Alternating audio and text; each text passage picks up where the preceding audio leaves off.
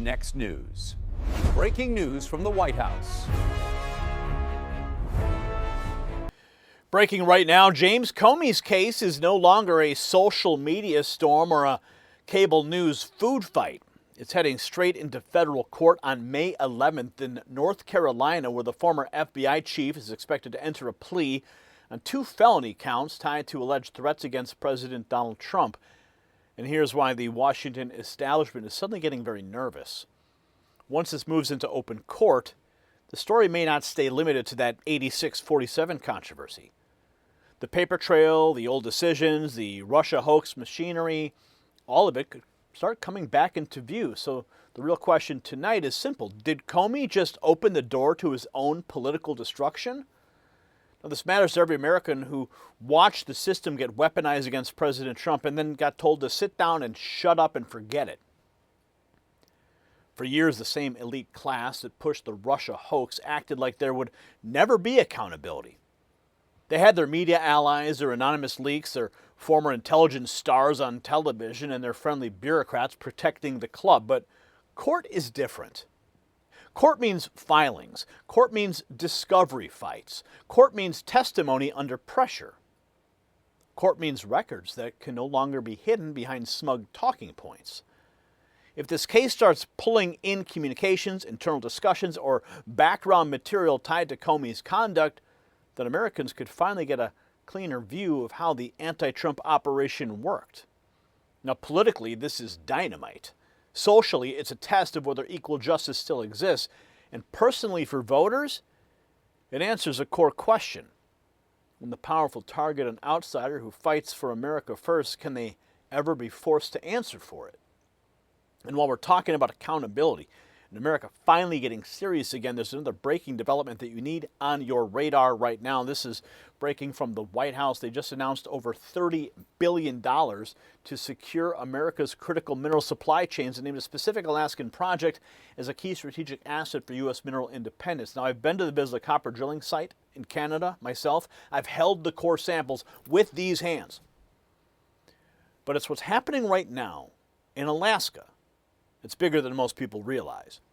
You see, President Trump has just unveiled Project Vault. It's a $12 billion strategic minerals reserve designed to stockpile essential resources and keep America strong, secure, and independent from foreign control. That puts companies like Vizsla Copper in a very interesting position as this story develops. If you want to look into it for yourself, write this down, because Vizsla Copper trades in the United States under VCUFF. It's right there on your screen. And in Canada as VCU.V.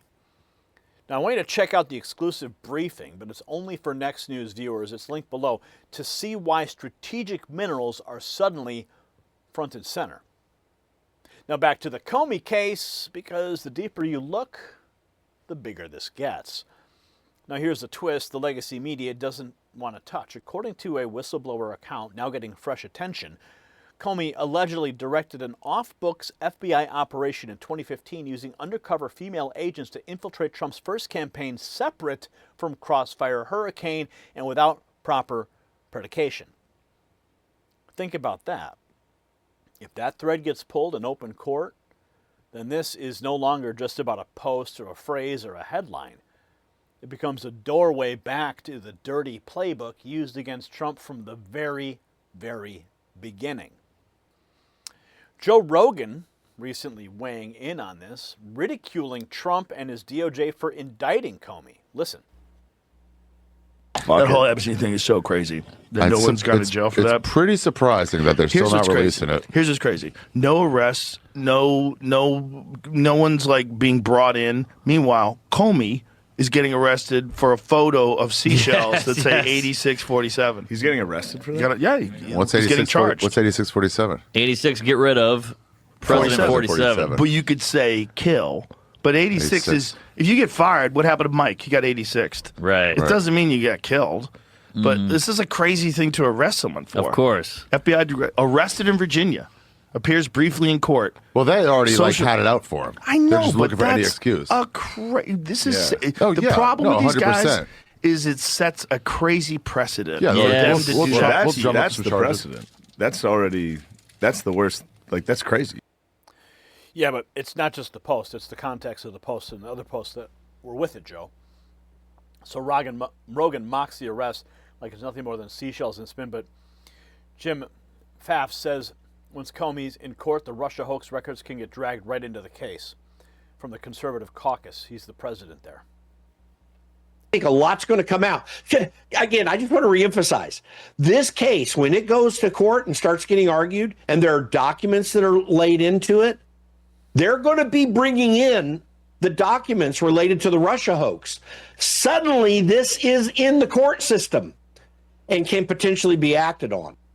Potentially be acted on. I welcome it.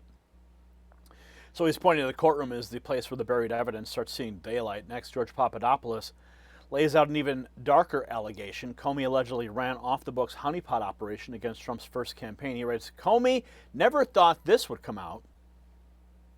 President Trump's first campaign by using 2 undercover agents in a so-called honeypot operation. Incredible. Todd Pyro joins us with details. Todd. This is big. Under the leadership of new FBI Director Kash Patel and Deputy Director Dan Bongino, the Bureau has reportedly launched an investigation into the agency's plan to infiltrate President Trump's first campaign using 2 female undercover agents. The Washington Times reporting that the program was launched in 2015 by then FBI Director James Comey.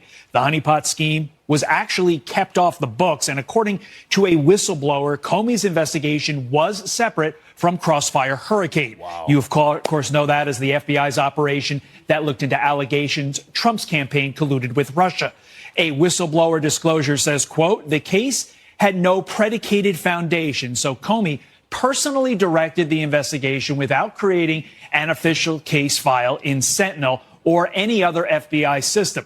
The FBI has multiple methods of protecting highly sensitive investigations, so Comey did not have a legitimate reason not to officially create an official investigation file or have a file number. FBI leaders are reportedly looking for those once undercover agents who are said to have infiltrated the Trump campaign at high levels. Back over to you.